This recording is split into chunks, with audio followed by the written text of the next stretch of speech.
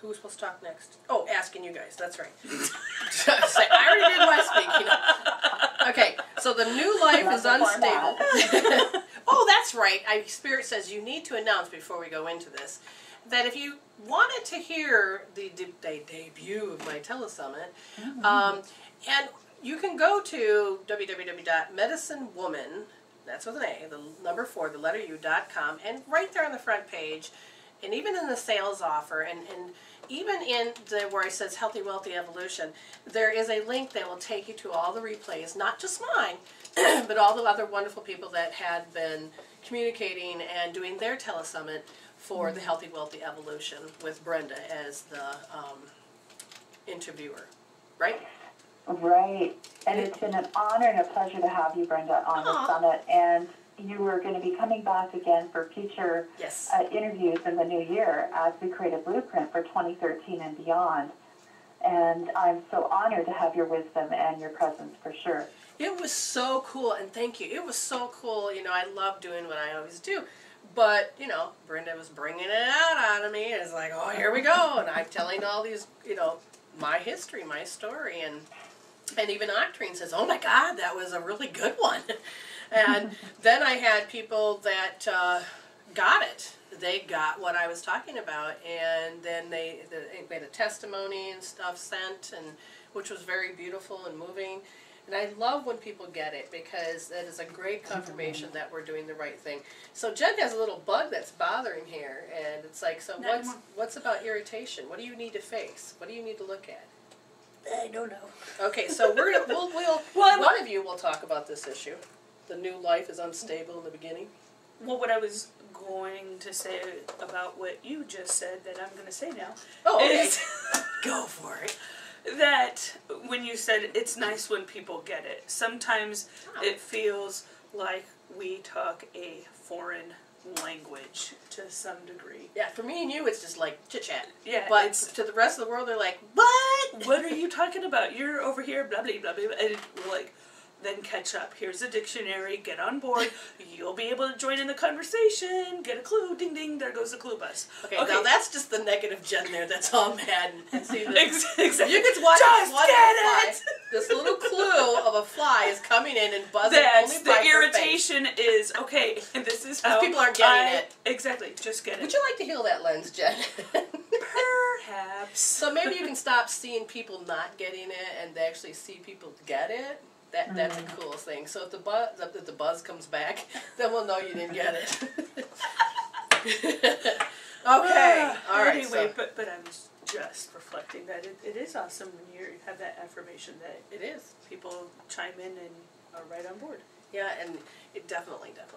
Okay, so again, new life is unstable in the beginning and needs gentle care. Either one of you, speak up. What do you think? She's going to put a bottle in her mouth.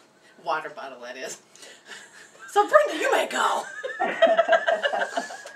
Well, you know, life is unstable, but, you know, the more you get your voice out there, the more you attract more stability to you, because as messengers, you get your voice out there, you will attract to you the smorgasbord or buffet of people that are attracted to your word because it resonates well with them, and that creates the stability. Oh, I love her answer. That is awesome. Because you do need to put yourself out there. Let's put it a little bit further. Most people that when they start to date, they have this timidness or this shyness that occurs and not able to put them out there, even energetic-wise, are unable to put themselves out there. It can feel very unstable. I don't like dating. I don't want to do this. But if you put yourself out there energetic-wise and heal the horror, and you can create a more stable relationship or stable beginnings, because I have so many more friends than I have ever had. Being I was completely opposite when I was little, my husband's even afraid of suitors. If that guy likes you, you got nothing to worry about, you know. But he likes you. I'm like, that's called good. A fan. You know, and learning to communicate with fans is different than communicating with friends and communicating with, you know, potential interests. You know, so it is all of a very much a learning curve. But if we pamper it and baby it, Mhm. and learning to create healthy boundaries and not go into enabling the crap. Let me explain that. When I was first married to Scott, what happened was that I made the bed every day because I lovingly wanted to do this. I knew that it meant something to him. Well, as a person that wasn't supposed to get pregnant, a month after we got married, wham, you're pregnant. So I'm 8 months pregnant, and I have to make a water bed, a king size water bed, and you know how fun those are? So by 8 months, I barely could get the sheet to cooperate. So one day I fell asleep as I'm trying to pin the corner up, and I just like, in the middle, it reminds me of your story, I have to do this, and then, and so when I woke up, I'm going, oh heck, I ain't making the bed anymore. And so day after day, my husband's noticing the bed's not made. Now, I didn't realize it, but I enabled him to expect it, to condition him to, if it's not there, he's going to feel like his world, as he knows it, changed, and he couldn't help himself to say, you don't love me? What's wrong? And so now, I don't do anything very consistently, so when I do show up and do it, you're like, oh my God, that is so sweet, I love you. I'm like, yeah, there we go. I don't expect people to do anything for me, and when they do certain things for me, it's like, this is awesome. I'm leaving the surprise in how the relationship grows with one another. But I will be very consistent on my personality and my authenticity, so that you're not going to be surprised of anything else around the corner. Jen's doing things to scare me. So now, do you have a voice? Yes, I do. Okay, good. There it is. Okay, turn off the mute button. So what is your thoughts? On life being unstable? Yeah, in the beginning, and needs gentle care. I agree. All right, we'll leave it at that. So the next line says, because I'm just thinking of babies. You know, I'm not going to have any. But I'm thinking jinx herself. Well, we can heal that. I'm thinking of other people's babies, that they need certain care. They can't do anything for themselves. That they do require. As my family calls it, the schlepping of baby stuff. You know, the stroller and the playpen and the diaper bag and whatever else, the little whole house you gotta take with you. Right, to accommodate this little person that can't take care of themselves. But it does. It requires all that attention, and and for new parents, you know, the circles under their eyes and how exhausted they are. But eventually... So I like the point of view that you just pointed out. From the parent view, it is there's a lot of work, but you want to do it, you're nurturing it, you love it. But then there's also the baby view that we should probably talk about. You know, the person that has to be... because I was looking at it from like a school perspective, is that I would be, and I am the baby at that point. You know, I see myself, because I've been tainted by the world, of all the fear, and if I don't do this and I don't do that, there is no innocence going back to that child state of that innocence where you're not tainted and where you're not having all those experiences, and you are in that trusting, vulnerable stage of, wah! Okay, I'm trusting that somebody's going to come and feed me, change me, or figure out what's wrong with me, since I don't know, but I know I can whine about it. You don't really have that thought process as you do as an adult. So when you are starting something new, you know, can we go back to the baby stage? Yes. Why? Because we can heal. We have tools that can help us remove all of those tainted experiences that would otherwise keep us trapped in our thinking. What do you think? Yes? Sounds good. Alrighty. At least I got 1 degree. That's good. No, you're right. It's true. Okay. A little bit farther, it says, farmers don't go into their fields and pull up the shoots of the plants to see how they're doing. Hey, are you there yet? It'll be like those little babies in Harry Potter. Nope, you're not done. Stick it back in the ground. The mandrakes, yes. They know that everything has its own cycle and growth. And see, there's a knowing that's involved there. With the farmer, there's a knowing. With the parent, there's a knowing. But as we are looking through the lens of the person that is the baby, that is the plant, there is not a knowing but fear. Mm-hmm. And sometimes, as the baby in the plant, there is no fear because they are in that innocent stage. So we're looking through adult eyes, or I should say, we are an adult looking through those first experiences that threw us off the center of happiness, which no longer creates us to have that innocent state of being a child. So, but they all can be healed. Amen. So it says, let nature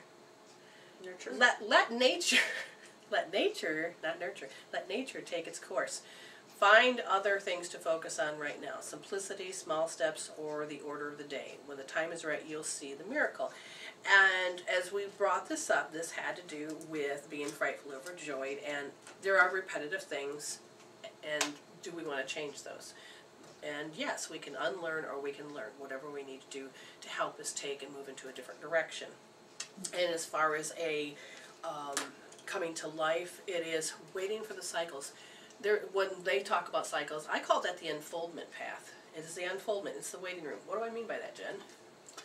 So when something new in your life is going to emerge, or you need to focus on a new direction, sometimes the path, whatever you want to call it, your guides, your angels, whatever you want to say, needs to create that path. Your attention can't be on it, because it is. It's like, looking at those little plants. Hey, are you growing yet? No, your attention needs to be somewhere else. So you are in a waiting room while this emerges. And that's true, because the universe is arranging it, and if you just allow it to flow without trying to control it, restricting it, and moving it forward.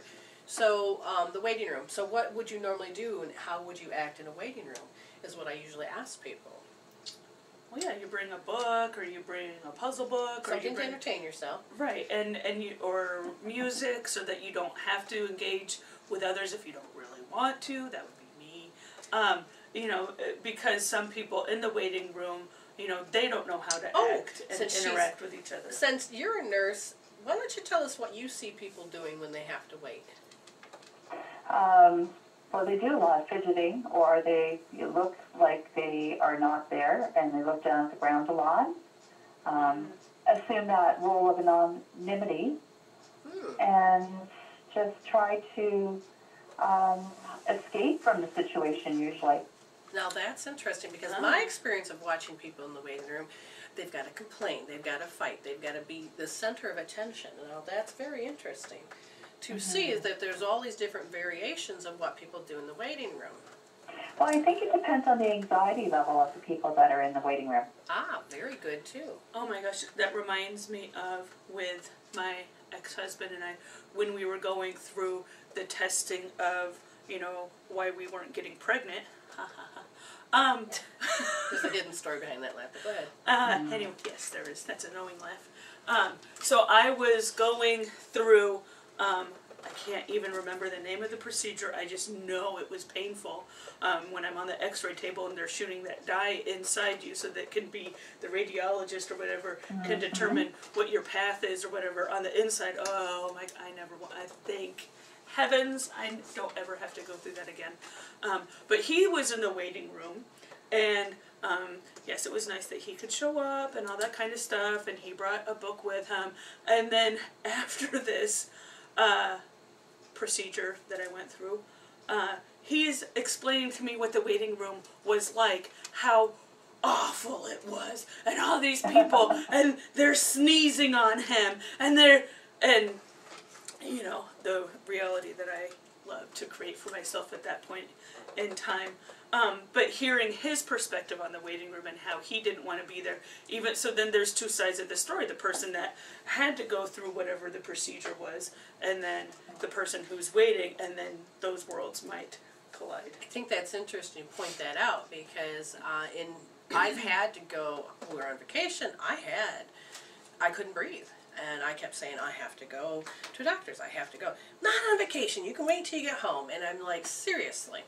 So I end up going into this one after-hours clinic, and they're saying, oh, you have this and you have this. Start these drugs and do this particular thing. And I'm like, okay, so they gave me a breathing treatment in the room, but they didn't really give it to, I don't know what they did. I don't think they gave me a full one.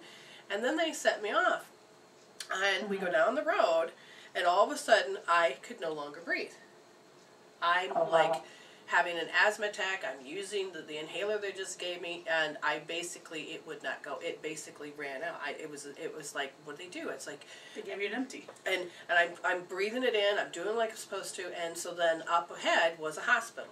So I just yelling. I can't scream. I can't do anything. But I'm pointing and peeing my pants. I'm coughing. I'm dying in the car because my body's going into a panic because he does not taking me serious. And then the next thing I know, we finally get to the waiting or the hospital. They immediately just started putting me on a breathing machine, and it didn't hit him. The seriousness didn't hit him, but he was sitting there for a long time, and he's like, "Oh, you ruined my vacation.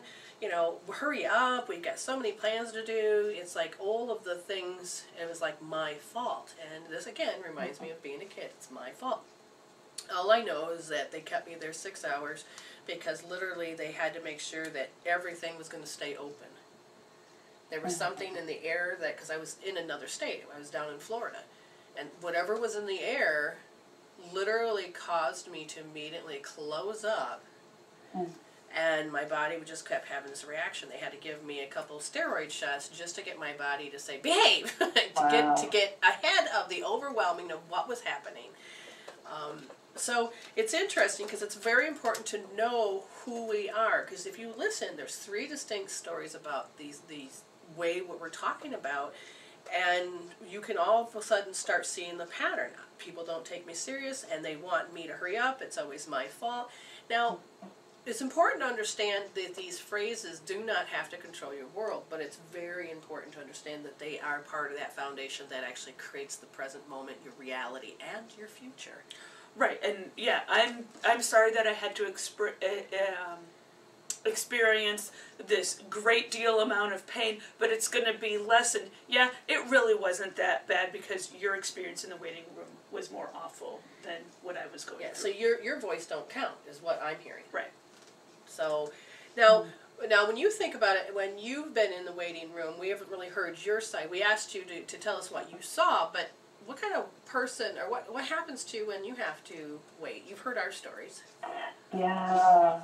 Well, I remember being on a gurney going for surgery and being fearful and anxious beyond belief. And so that's a different type of waiting room. That's true.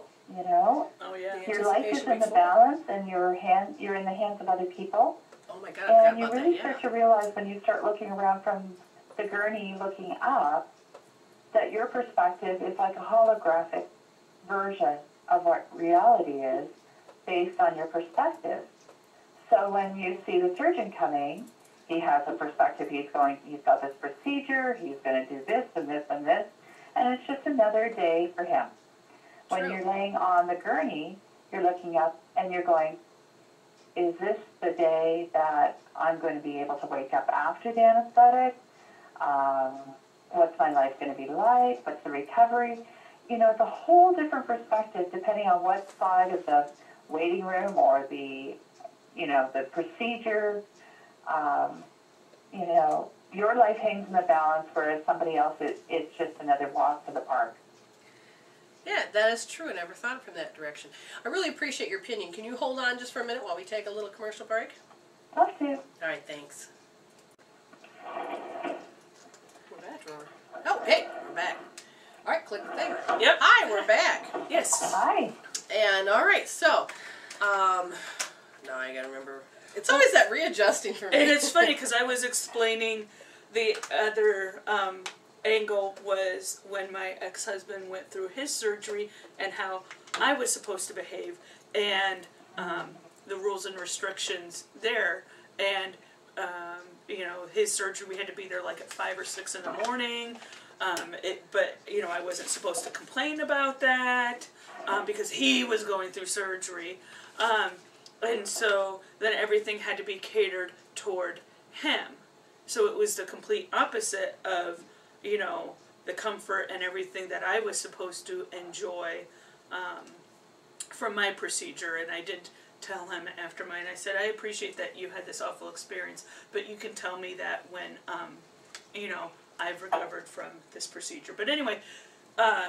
and so that everything had to be catered to him. I wasn't doing it right. It was a workers' comp issue. And when I went to go to the pharmacy to get the medication for his recovery, there was like this half-hour nightmare of how it wasn't going through properly, but I couldn't tell him that because everything had to just be hunky-dory for him. So it's fascinating how we create our reality, but that was what I was used to, that everything had to go for the other person and my voice didn't match her.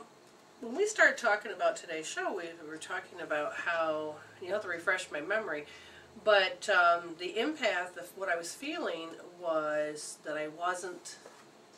that you didn't want to do it, or... No, I couldn't. No. I felt like I was letting someone down. Oh, yeah, and as I'm going back, the thing they said is that that's shame. And I thought, what? And then basically what you just described is that you felt like if you didn't do it, then you were going to be shamed. Right. He got to yell at me, and then in that public setting, it was because of coming out of surgery or whatever. Oh, that's what patients are normally like. Oh. It's okay for him to yell and be upset with you. Because that's what patients are normally like. Oh, and I'm sitting there going, no, that's normally how he is. Oh, who are you? All right. His dog's coming out of surgery. So do me a favor and look up, Jen, look up shame in the dictionary real quick. Because it's so important, because we can take, the one thing I teach people to do is part of the healing tools is when you're becoming an aware, you need to define what you think shame is, and then kind of ask your friends what shame is, and then look up what the dictionary is, and then take and notice, does shame rule your life? Now, shame and guilt are the two main things that are what I see is being controlled as the control factors in the daily living anywhere on this planet. Now, the guilt and the shame also represents the egg of protection around us. And if that defense of that egg is down, which will leave you then vulnerable and then paranoid, then your shields are down, meaning you're going to be more open and vulnerable and in pain because you're not going to have that ability, because the shame and the guilt are going to control your world and your function of your reality. So what does shame mean, Jen? What did you find? It's painful emotion caused by a strong sense of guilt, embarrassment, unworthiness, or disgrace. Disgrace. Unworthiness. One that brings dishonor, disgrace, condemnation. So it's a painful emotion. Right. So it's brought in by a strong sense of... Okay, that makes sense. Okay, so basically it's brought on, meaning the energy is coming, what? At you or within you. It's coming up. Mm-hmm. It's in your face. Now, this is going to sound strange. I have no idea how this is going to relate, but I will say I'm going to turn to cavities. Sounds strange. But cavities, because, well, let's actually, have you ever had something to drink and it was too cold and your teeth would be too sensitive? Yep. Absolutely. Okay. Yep. Despair avoiding.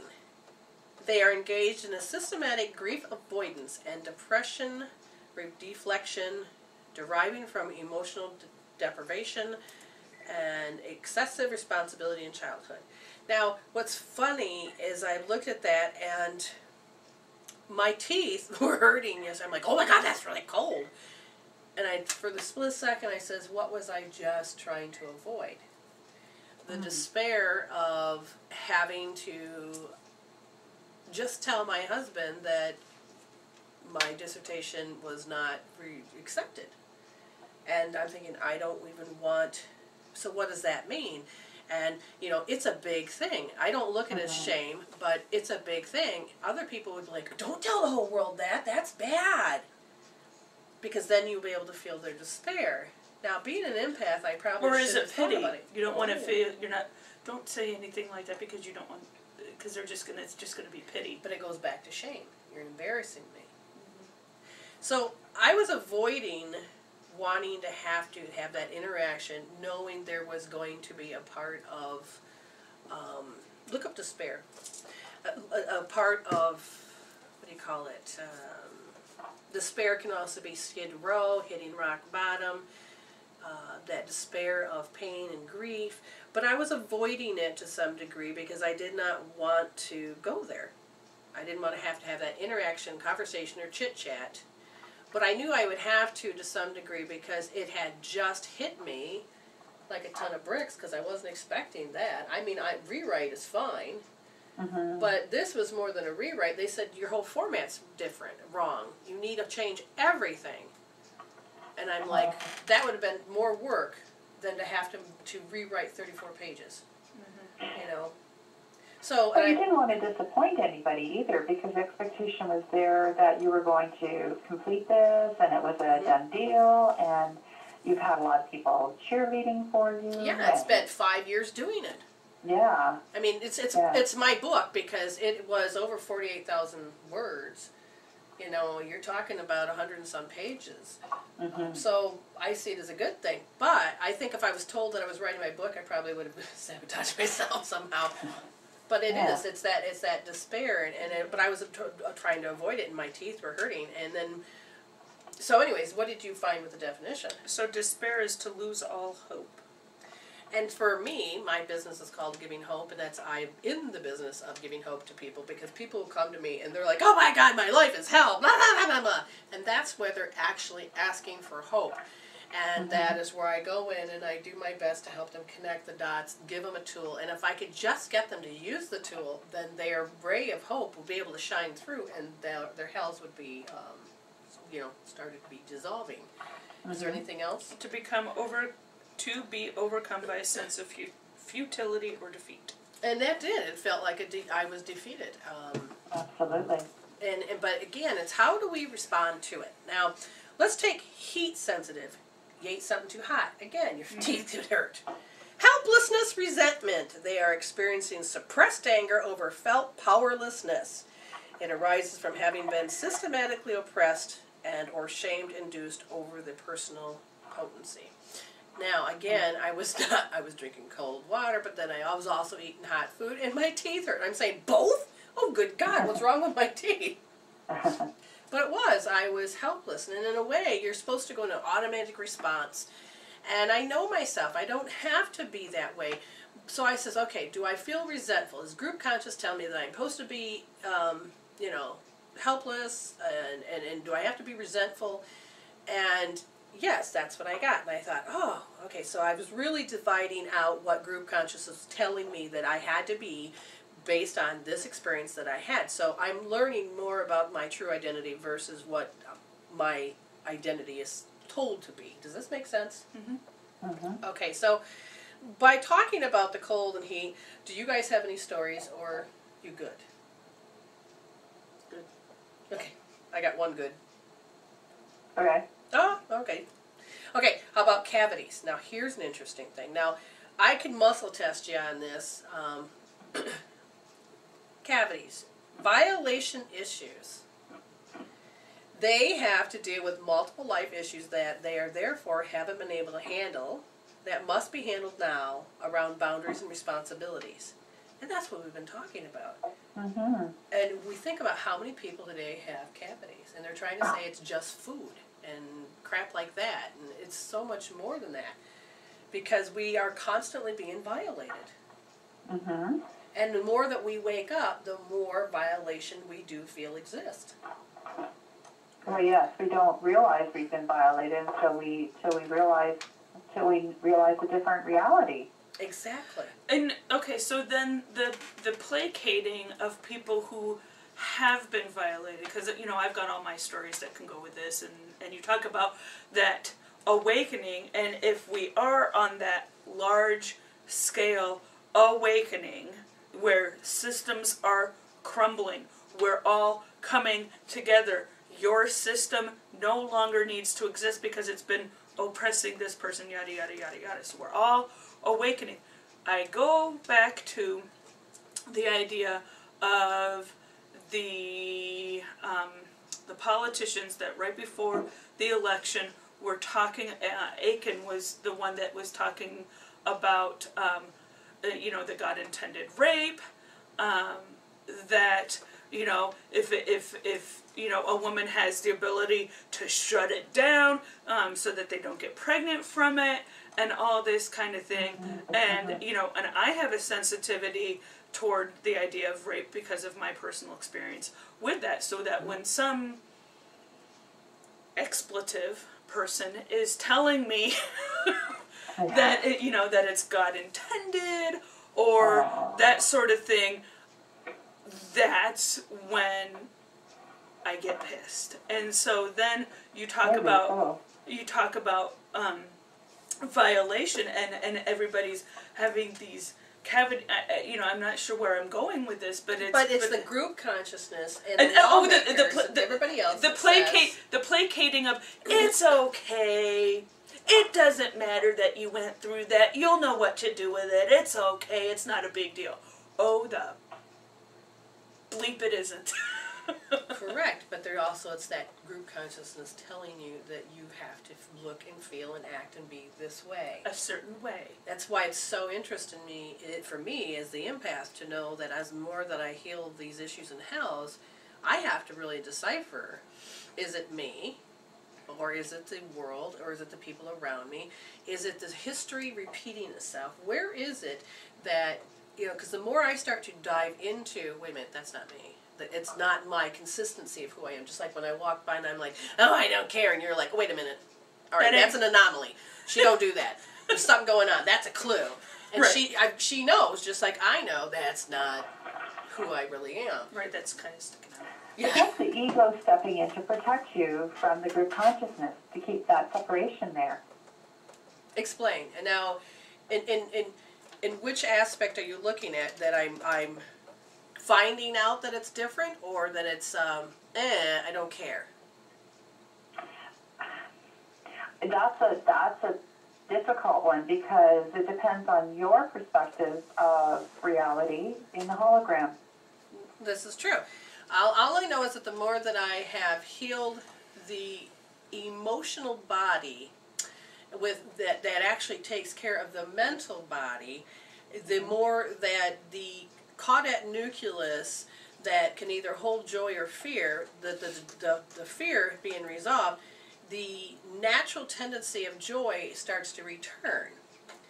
And when that returns, that you start to realize that's your true nature of who you are. I mean, I got caught Jen whistling in the kitchen. She goes, "What am I doing? I'm happy. What's this emotion? I'm happy."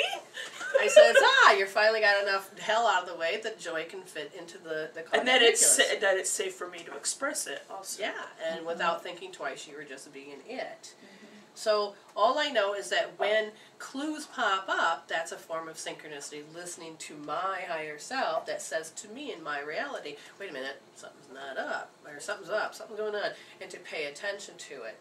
So we kind of look for, and we don't stare at and look for them, but when the anomalies pop up, we turn, and we need to take care of it. That reminds me of the show Primeval. Primeval is about anomalies, and you will actually see a gate open up to other worlds, and they've got to close these anomalies down, because if they don't, then it's usually monsters, like dinosaurs and creatures that come through and affect their world, and their job is to kill or take care of the monsters, get rid of it, but close the anomaly, and that really needs to be addressed and looked at from my world anyways. So let's go further. So I was talking about cavities. Now it says they are having real trouble discriminating what to let in and what not to allow in. Okay? And that was based on they couldn't be able to handle what's going on, and then the boundaries and the responsibilities. Now, boundaries is huge. Growing up, I was never really told that I could create boundaries. Don't you cross my boundary. But I never thought twice about having my own boundaries until I got older. And I realized I had to have boundaries. And then some people say, oh, you're creating a limitation. And I realized that I need healthy boundaries. And how far will I go to say I'm done being walked upon, I'm done, you know, this, it can only take so much of you, you need to go over there. Right, I'm a nice person, but I no longer need to be a doormat. You know, so it's important to create those boundaries. But then what happens with responsibilities? Because people say, you're not being responsible enough. Well, whose rules are those responsibilities? Because for me, responsibility is that it's the ability to show up. So if I'm willing to show up to do this and this, then I know I'm being responsible according to my rules and how I believe that I should function. Because we were talking the other day, are you a cat or a dog? Now the responsibility for a cat is it wants to show up and say, you know what, go the other way. And with a dog, its responsibility to show up is I'm loyal, you know. So think about this. We'll talk about it after this break. Hang in there, Brenda. Right back. Okay. Sister attempting to grow up in that situation, and so that was so I was like Leonard to something. I can't. I'm sorry. Okay, we have to interrupt this because you weren't recording, and now you are recording. What happened is, okay, the show started and I forgot to hit record, and so my husband walks in and he's trying to crawl underneath the camera. And I actually hit record instead of saying just go through, because he was already halfway in the process of it. And then as he's crawling on the floor, he's got a basket full of something, and then it tips over, and he's trying very hard to be cute. And then he kicks the camera. I'm telling my story, and I'm like, You're going to hell in a handbasket over there. Yes, that was the handbasket that he was carrying. Or you gotta lean forward if you want to be in the camera just a little, honey. So we want to say thank you, Scott, for joining us joining Brenda, and Jen. There's Brenda's a Brenda with on this. Oh, hello. Okay. Okay, so I'm glad I offered some comedy relief here. Apparently, we needed I something. was I had no trying idea. not to interrupt your show. you were doing so awesome, and I I'm have like, no clue what she I'm was telling talking about. this story, and I'm not focusing on him at all. And I don't even know if she put two words together that made sense yet. Yeah, I was listening to her until I kicked the camera. All I know is that I was totally distracted. She was totally distracted. And I'm like, oh crap, I forgot to record. You didn't record any of today's show? No, I had. I just missed the first, like, This 6 segment. minutes. Okay, okay, so you just only missed a few minutes. I thought maybe Okay, you forgot so to- now no, that no. we've had that comic relief. Do you even remember what you were talking about? Growing up with my sister with the violation of boundaries. Yeah, so I the was Sheldon I was version. explaining Yes, what it was like to Sheldon. grow up with a female Sheldon. So anyway, but so they could completely insert their reality into mine. She had no problem bossing me around, telling me this is what she required. This is what I was supposed to do to accommodate her needs. And I remember, and I still remember as little kids with breakfast, you know, before the bus, you know, we didn't take the bus, we walked. But anyway, we would create these walls with the jug of milk and the orange juice and the cereal boxes and this, that we weren't going to look at each other, you know, or whatever. And it's all those boundaries. So she had no problem completely creating them for herself. But you didn't know which ones to let in and not allow in. Right, and completely overriding all of mine. And then as an empath, that I didn't know that I was, that I was potentially picking up all her stuff as well. So, if we go a little further, it says there's much anger, frustration, resentment, and emotional conflict involved here, and that's exactly what you're saying. Yeah, and so whenever I hated going to the dentist, because when I went to the dentist, I'd have 5 more cavities. Well, that makes sense. But You too, huh? But Most I had was 11 at one time. oh my gosh, it was, and I hated even though brushing the teeth and following the routine and doing everything that the dentist said. Did your sister get cavities like you? See, my brother never had a cavity. He went in the service. He had never had a cavity. I would have to ask. And we were similar. Only I had a brother and you had a sister. Right, but my mom blamed it on the weak enamel from my dad's DNA because. Well, see, I was going to say, you have to know what my mom's story was as being a feminist. My mother, when she was a very young woman, she had to have all her teeth removed, and it's like, what the heck, am I following the same line? Because I will do all the rules, about how to brush teeth, floss. I'm always flossing. Somebody's always watching me pick my teeth one way or another. I'm constantly doing something. You're working on your teeth all the time, and yet they still seem to. And it's funny because all of a sudden they'll expand, crack, and the fillings will just fly out, and you're like, seriously? Honestly. And that there's a whole other story about that represents something too. Right, I should be a queen with all the crowns that I have in my. But if you think about it, we were taught, because it says here they had to shove things under the rug and put things off when they were coming up in their family. And for me, I would have to say yes, the violation of the issues were always there. I didn't know how to discriminate because I had too many things thrown at me. I'll explain that in a minute.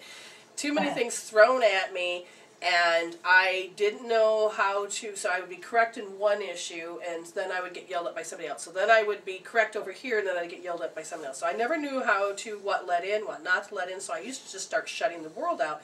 And yes, I used to just shove everything under the rug, because when you grew up with a violent person, you always have to be quiet.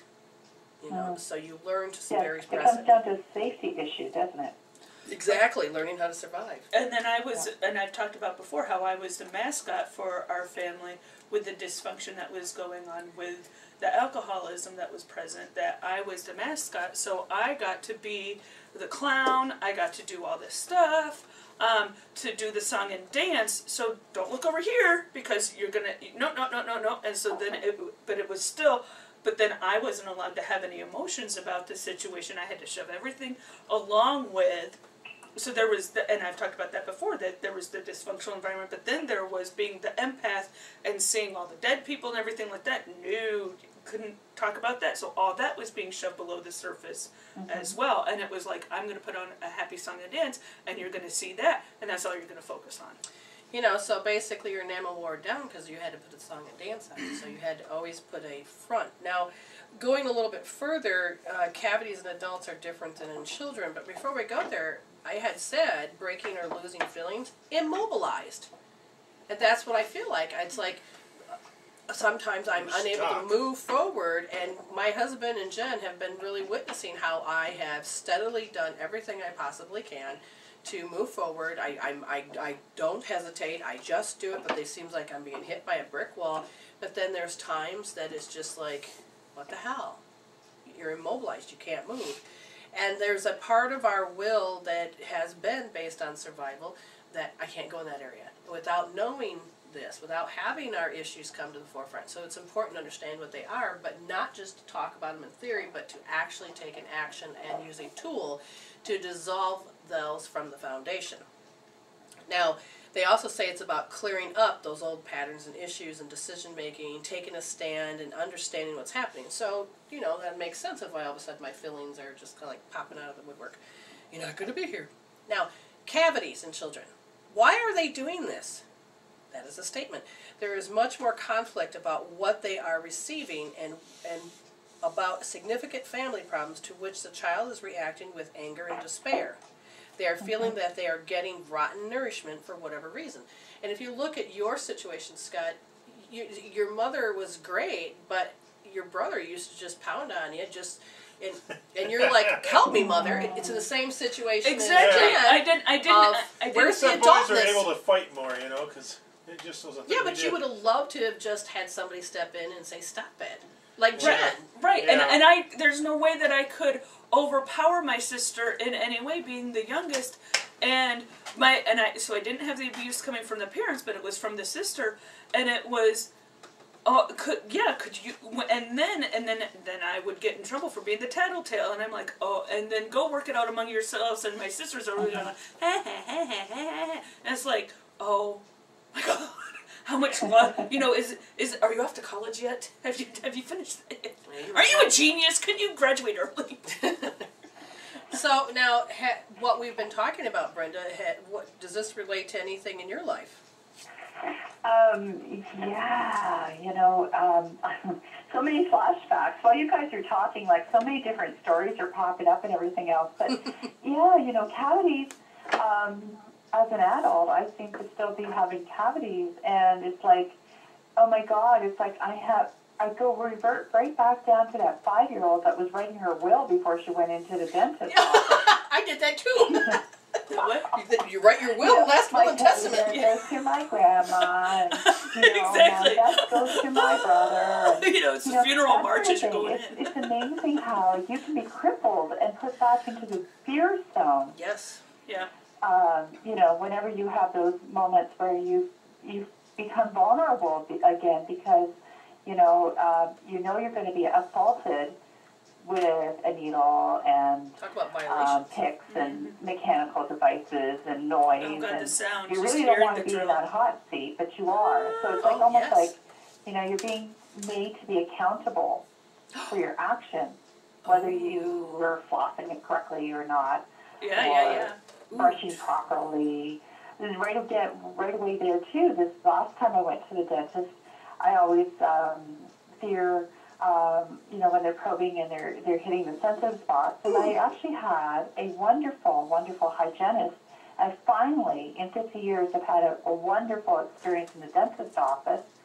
But it took all that pain and misery and going through all that accountability to finally learn how to floss properly. Oh. Yeah. Now see. So it's like emerging through like years and years of sweat equity to be able to know a better way to be. So That makes sense because see, I had gone to dentist after dentist, and they don't really tell you. They just tell you to floss. They tell you to do this. And I had one dentist says, you know what? I'm going to show you. There's another technique, and like how to get back and brush those back teeth that I have such a problem with. And when he showed me that, it's like an epiphany, an awakening. Mm-hmm. This last dentist, I love him to pieces. I hope he stays on the earth until I die. Because let me tell you, he knew how to. He warms up the needle, and so that he does everything to make you. I cannot feel no pain. He's our local dentist. It's a mile and a half away. Yeah, he gives me 5 shots, and I'm thinking, you gave me 5 shots. And he does everything with great love and care, and everything is incredible. Now, you know what? Time has gone so fast. She's been with us 2 hours. We totally appreciate you being able to be here with us. And we're getting down to the wire where we're going to have to say goodbye. We really appreciate your input. Really appreciate your input because it's another point of view. And we got to hear a lot of them tonight. So thank you so much for Yes, coming in. Thank you. And you're welcome to come back all. anytime.